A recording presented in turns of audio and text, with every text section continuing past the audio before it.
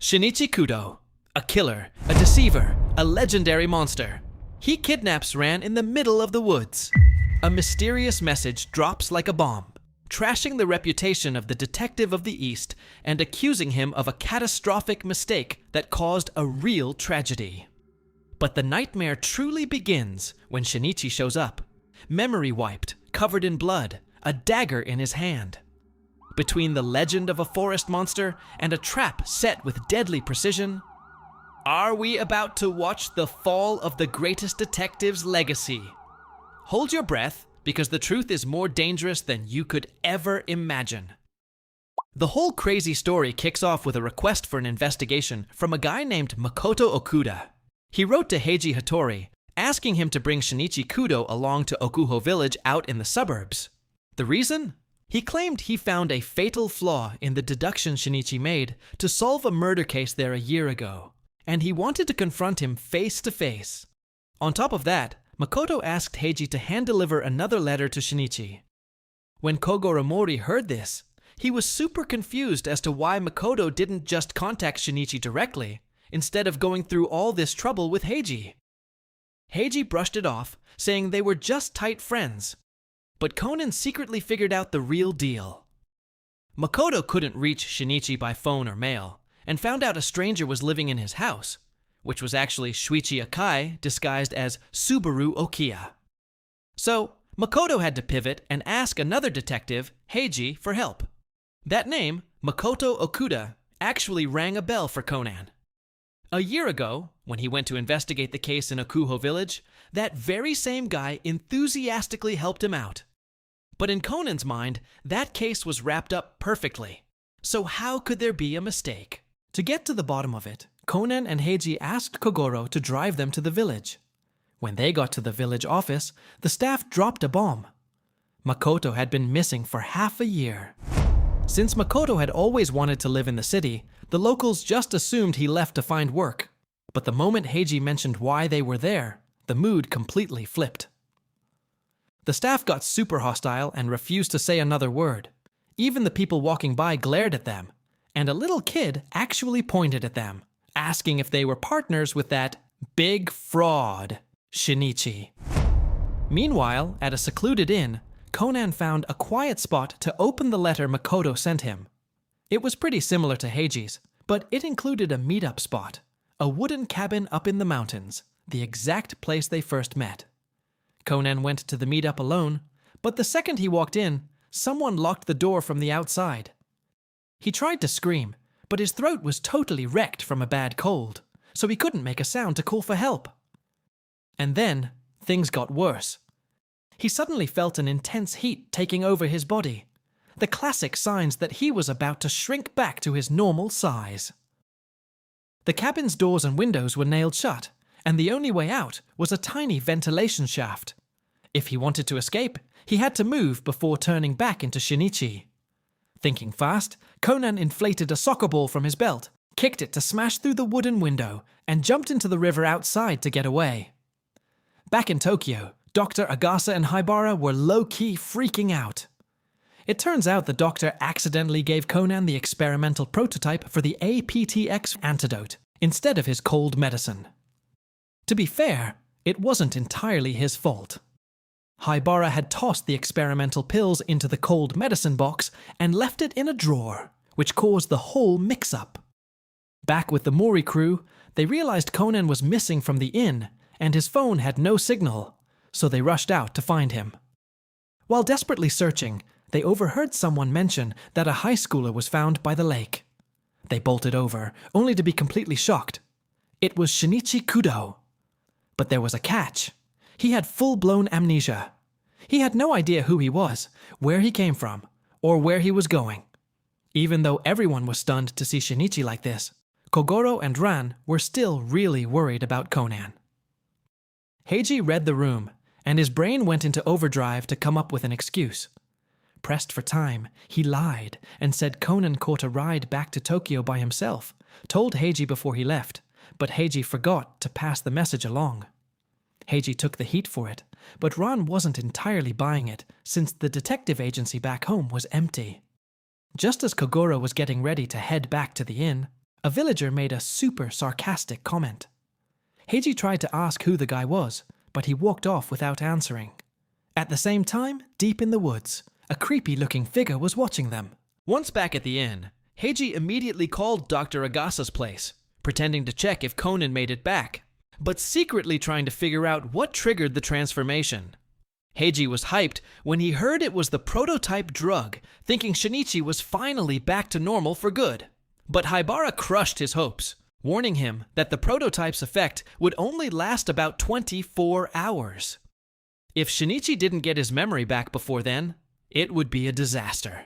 They'd have an amnesiac Shinichi turning into an amnesiac Conan, and Ran would instantly figure out the truth. To keep Ran safe and hide his identity, Haibara told Heiji to bring Shinichi back to the doctor's house before he shrank again. Heiji agreed, but instead of taking it easy and heading to Tokyo, Kazuha suggested taking Shinichi to the old crime scene to see if it would jog his memory. So, led by Officer Kazuma Shiroyama, they headed to the old crime scene that night. Even though a year had passed, the place was untouched at the request of Daiki, the victim's son. Officer Kazuma gave them the rundown. The victims were the village mayor, Takanori Hinohara, and his wife, Shoko. Based on the evidence, the police figured the killer stabbed the wife on the stairs, then pushed the mayor off the balcony to his death. There were signs of a struggle, missing jewelry and antiques, and the murder weapon was gone. It had rained the day before, making the ground super muddy, but the only footprints they found were in the back alley leading to the road. These matched the bloody footprints inside the house, leading the cops to rule it a robbery gone wrong, assuming the killer fled in a car with the loot. Suddenly, a girl named Mizuki Hikawa showed up and pointed a finger right at Shinichi. She explained that while all the evidence screamed robbery, Shinichi had ruled it a murder-suicide, claiming the mayor forced his wife into it. Mizuki happened to be the fiancé of Makoto, the mayor's adopted son, the very guy who dragged Heiji and Shinichi out there in the first place. On the table sat a family photo, little Daiki in the front and an older Makoto in the back. Makoto was the one who found the bodies and was initially a suspect, but he was cleared because he had a solid alibi. He was at a hotel in the city, prepping for an exam during the murders. Mizuki insisted Makoto hadn't gone to the city for work like people thought. She believed he might have been killed. After the mayor and his wife died, Makoto inherited a decent chunk of money, so he didn't need a tough job, and it made no sense for him to just drop off the map for 6 months. Enter another new face, Misato Kawauchi, a journalist. She explained that Shinichi's murder-suicide theory was based on the fact that the mayor had cancer and was supposedly depressed. But days after the case was closed, a nurse accidentally let it slip that the mayor's tumor was actually benign. It could have been fixed with a simple surgery, and the mayor knew it, so he was actually in great spirits, meaning he had zero motive for suicide. The mayor had served the village for 20 years and was a beloved guy. Shinichi's messed up deduction didn't just fail to catch the real killer. It completely dragged the mayor's good name through the mud. That's why the whole village hated him.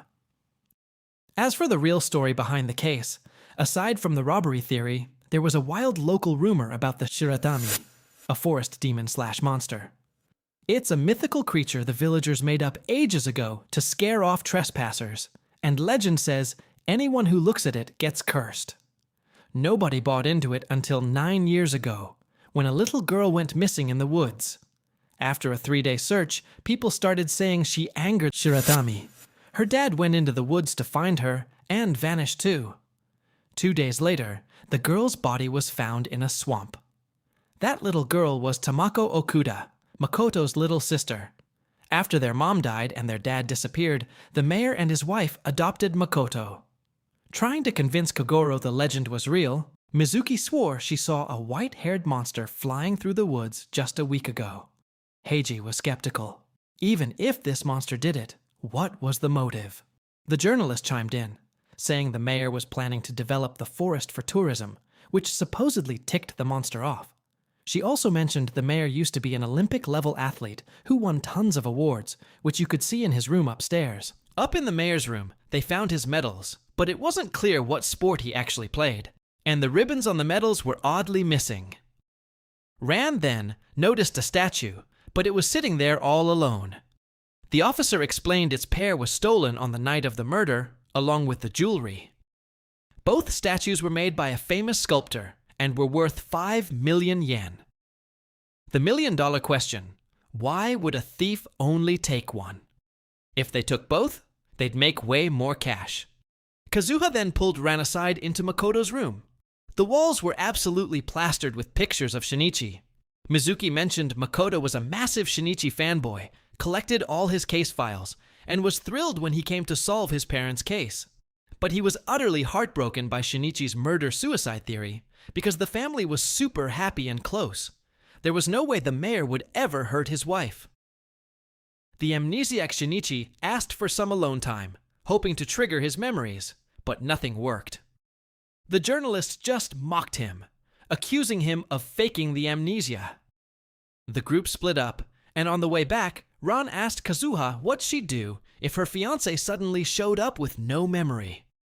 Kazuha said she'd be thrilled to see him, but devastated that he forgot her, and would probably just cry her eyes out. Ran felt a wave of sadness because she didn't feel any connection to this Shinichi. He felt like a total stranger. Suddenly, it started pouring, and they sprinted back to the inn, completely unaware that the creepy forest monster was watching them from the trees. The next morning, Heiji realized Shinichi was gone. The villagers told him Shinichi went into the mayor's house. Thinking his buddy got his memory back, Heiji bolted over there, but walked into a literal nightmare. Shinichi was covered in blood, holding a dagger, standing right next to the journalist, Misato, who was bleeding out but still breathing. Shinichi was in total shock, completely clueless about what just happened. Heiji decided not to call the cops right away, so Shinichi wouldn't get arrested. Kazuha called an ambulance, but the police suddenly rolled up anyway. Heiji shoved Shinichi into the trunk of a car and told Kogoro to handle things. The cops were super suspicious of Kogoro's story. Because of the rain, the ground was a muddy mess, and they found 6 sets of footprints, 2 deep ones, the victim and the attacker, and 4 shallow ones, the Muri group. The police concluded Shinichi was the attacker and made a run for it. And since Shinichi's shoes were bought locally in the village, tracking him down was only a matter of time. Kazuha wanted to just come clean to the cops, but Heiji shut that down. He started piecing everything together to clear his best friend's name. The door was locked, the officer had the key, and there was no sign of a break-in. So how did the attacker get in? The officer mentioned he had a key, and Makoto had a spare, which he might have given to Mizuki to hold on to. Kazuha insisted Shinichi's old deduction was actually right. The mayor killed his wife, took his own life, and staged the robbery.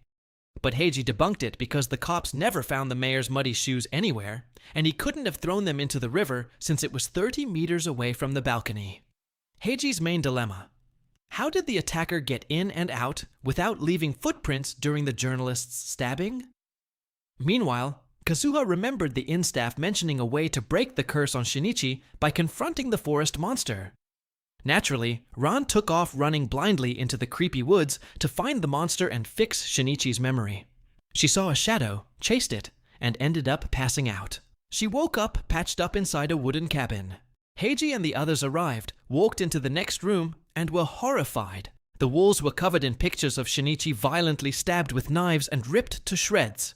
Heiji figured the owner of the cabin was the monster, and that he absolutely despised Shinichi and wanted him dead. They found a wig, empty bullet casings, and a message carved into the table that meant, "We'll perish together." This proved the monster stabbed the journalist and framed Shinichi. But who was it? How did he escape without leaving footprints? And who actually called the cops and the ambulance? The police mentioned the caller was a young guy with a raspy voice, like he had a bad cold.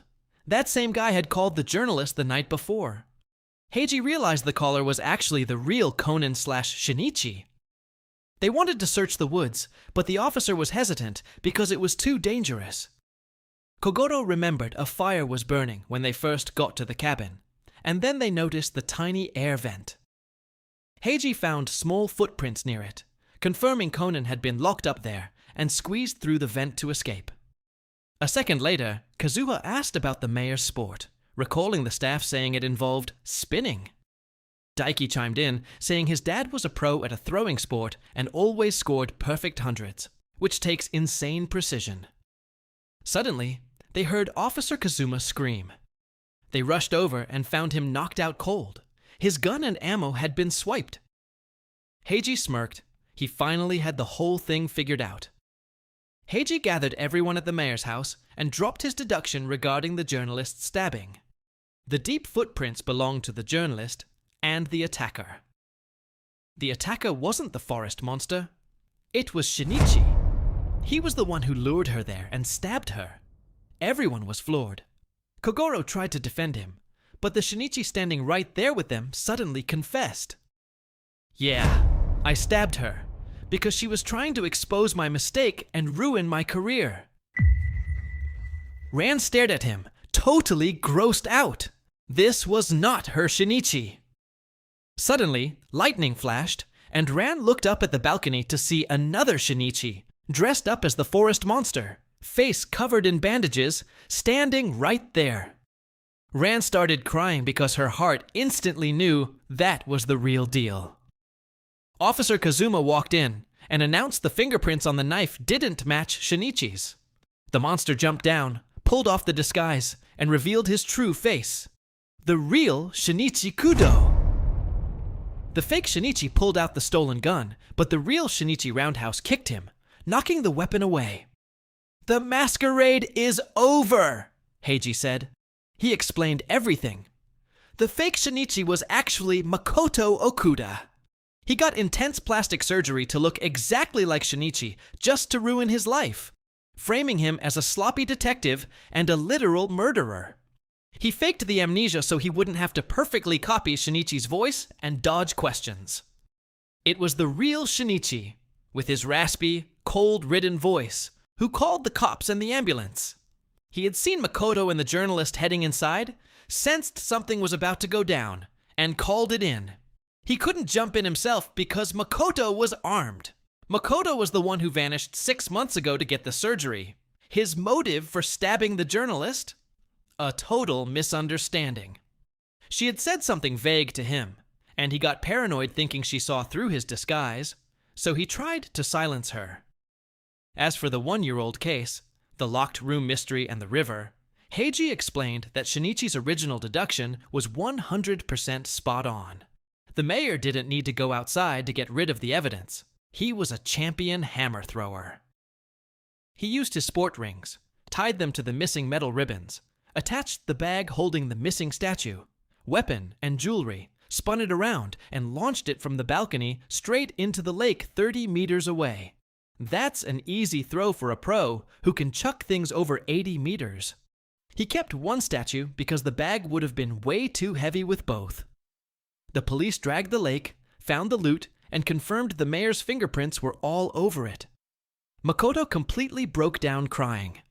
He had no idea about any of this and truly believed Shinichi had just made a lazy, arrogant mistake. To wrap it up, Shinichi dropped one last bombshell. The monster living in the woods was actually Makoto's biological father. He didn't die years ago. He just lived in the woods, overwhelmed by guilt and shame over his daughter's death, building the cabin to scare people away. After he passed away 3 years ago, Makoto took over the monster persona and used the cabin.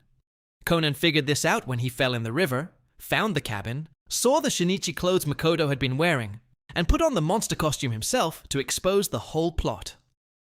The journalist survived, and she'll likely drop the charges against Makoto, considering Makoto, while playing the monster, had actually saved her daughter in the past.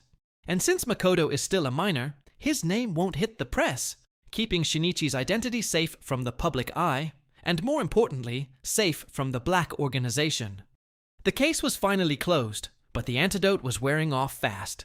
Shinichi was about to shrink back, and Ran was right there with him. What now? Heiji, being an absolute bro, hatched a genius plan. He snuck Shinichi into the bathroom, tossed him a bag, and told him to hide inside it as he shrunk so Heiji could smuggle him out. But in a massive plot twist, the bathroom door swung open, and Shinichi walked out, perfectly normal-sized again. Turns out, Dr. Agasa and Haibara showed up in the nick of time as the rescue squad and gave him a booster shot of the antidote to keep him big for a little while longer, though they warned him it was super temporary and risky. A few hours later, after handling some other business, Shinichi started shrinking again. Ran noticed and grabbed onto him, but Haibara thought fast and shot Ran with her tranquilizer watch. Ran passed out, and Conan returned right at the very last second.